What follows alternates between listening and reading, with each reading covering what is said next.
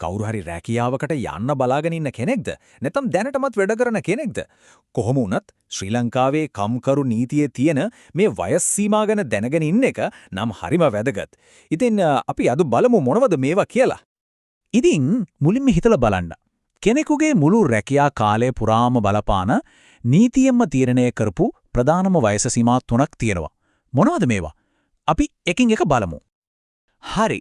එහෙනම් අපි මුලින්දම්ම පටන් ගමු. කෙනෙක්ට නීත්‍යානුකූලව රැකියාවක් පටන් ගන්න පුළුවන් අවම වයස කීයද?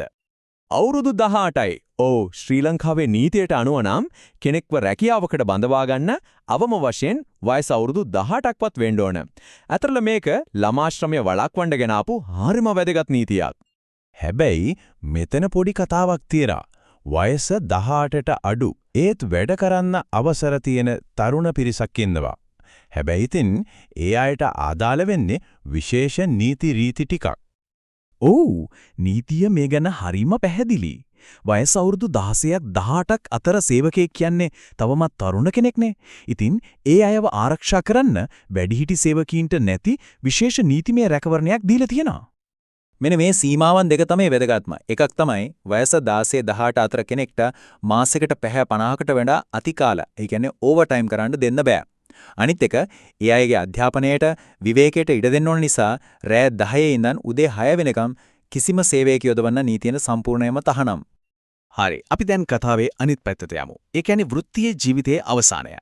රැකියාවකින් විශ්‍රාම යන වයස ගැනත් නීතියේ යම් දෙයක් කියවෙනවා. 55. ඔව්. අපේ රටේ ගොඩක් දෙනෙක් සම්මත විශ්‍රාම යන වයස විදිහට දන්නේ මේකනේ. කාලයක් තිස්සේම පිළිගත්තු වයස තමයි අවුරුදු 55. හැබැයි මෙන්න මේක හොඳට මතක තියාගන්න අවුරුදු 55 කියන්නේ අනිවාර්යෙන්ම ගිද්දර යන්න ඕන වයසක් නෙවෙයි.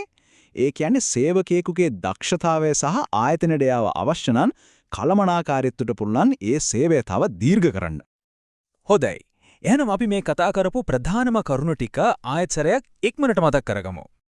ඉතින් මතක තියාගන්න ඕන ප්‍රධාන අංක 3ක් තියෙනවා.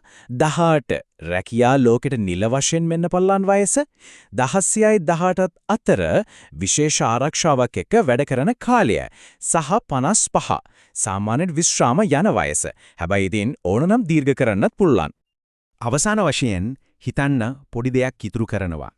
අද වෙනකොට වැඩ කරන විදිය සම්පූර්ණයෙන්ම වගේ වෙනස් වෙලා.